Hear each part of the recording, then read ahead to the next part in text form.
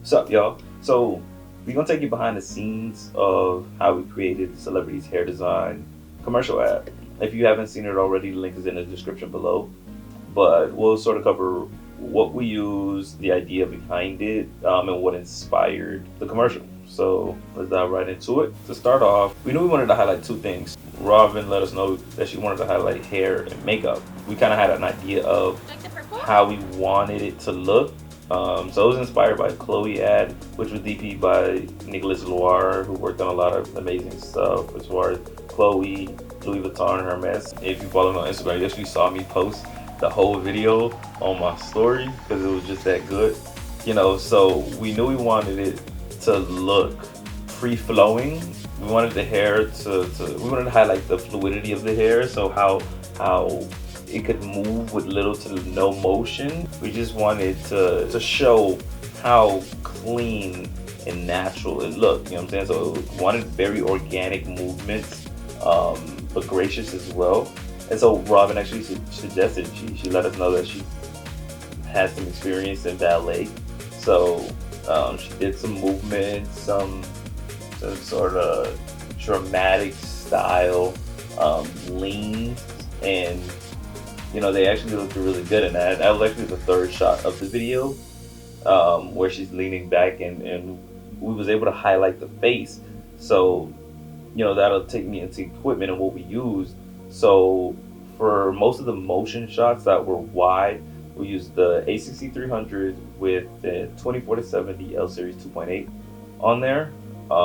And for more of the zoom shots they were shot from a distance, but they gave that sort of deep look. We shot with the Canon 5D Mark III. I think it's a Mark III. This is a Mark III. Yeah, so whatever this is what we shot with. So it was Mark III with a 7200 2.8 L series lens on there. And so that gave us like a really good close-up look. So most of the shots that are close-up with a shallow depth of field, we did with the 70-200. The opening shot was also done with the 70-200. More of the wide shots were done with the A6300. That'll take us into a few other shots. So we did a lot of brainstorming there. And me and Malone were there probably like an hour before the shoot. We actually were there at like 6 a.m.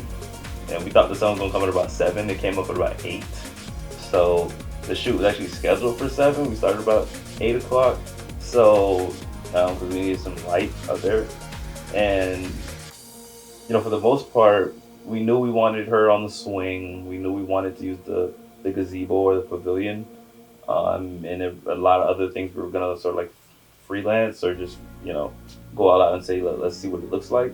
But the swing shot was actually altered. So at first, me and Malone decided that we wanted Robin to sort of swing on the swing gently. But her mom actually suggested that she sits on top of the chair and hold on to the chains and then swing, which actually came out way better than what we initially planned. At first we were gonna do like a profile shot. We definitely wanted a shot from the side, but the best shot was actually, I think personally, was one of the shot where we're coming from the back.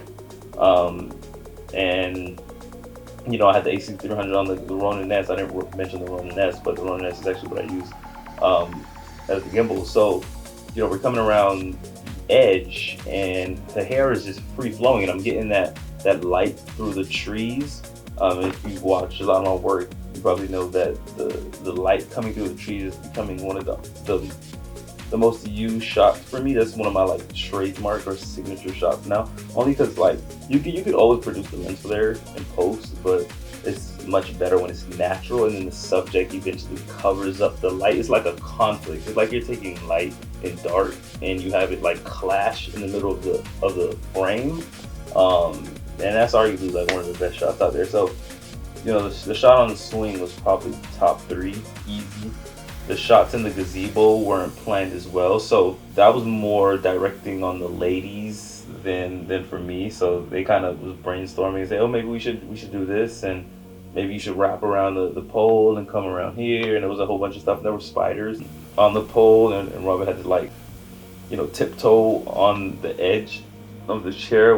We wanted to highlight adventure, so we was like hair. This hair says adventure. Um, that's the excuse we had to make Robin do that, and she wasn't too fond of that. But it came out really well too. And for that shot, she exits the camera, like she runs past the shot, and then she comes in the other frame and sort of like keeps running in a whole different setting. So that was a good way to end off the video. For the most part, Malone pretty much told me what she thought. And Malone comes to like literally like 95% of my shoots.